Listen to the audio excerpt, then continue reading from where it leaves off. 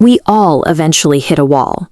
Whether you have a trust fund or a genius-level IQ, at some point the bottom falls out and you face a devastating, undeniable failure. In 1985, Steve Jobs experienced exactly this. He was publicly fired from Apple, the very company he founded. For most people, being stripped of your life's work on a global stage would signal the end of a career.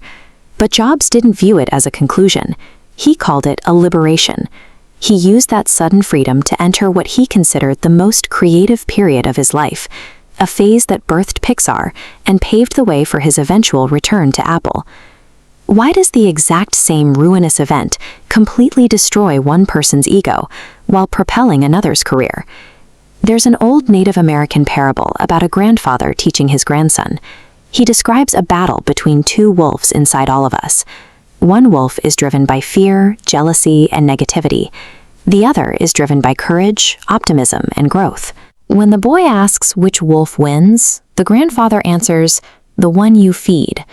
That wolf you choose to feed is the underlying cognitive lens through which you process reality. It is your mindset. This diagram illustrates what happens when human beings encounter a severe challenge. Our cognition splits down two distinct operational pathways. The first is the fixed mindset. People here believe skills are static traits. Therefore, they view failure as a direct attack on their identity. Take a young artist named Arjun. He enters a drawing competition, tries his best, and loses.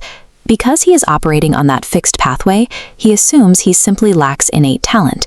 He accepts the loss as a final judgment and quits drawing entirely. The opposing route is the growth mindset.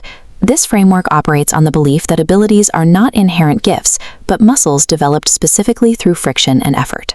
When a young Michael Jordan was cut from his high school basketball team, he didn't assume he lacked the basketball gene. He used that rejection as leverage, a specific data point telling him where to practice harder. Contrast Arjun with another artist, Samir, who loses the exact same drawing competition.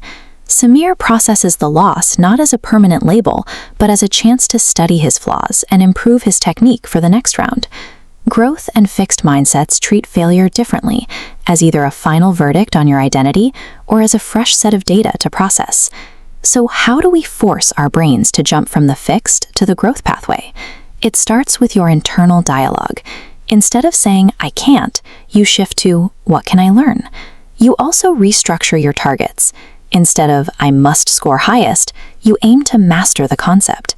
Beyond dialogue, you can use visualization as a literal programming tool for your subconscious mind. In the early 1990s, an unknown, broke actor named Jim Carrey wrote himself a check for $10 million for acting services rendered. He kept it in his wallet to anchor his goals. Looking at this network of nodes, we can see how this mechanism works.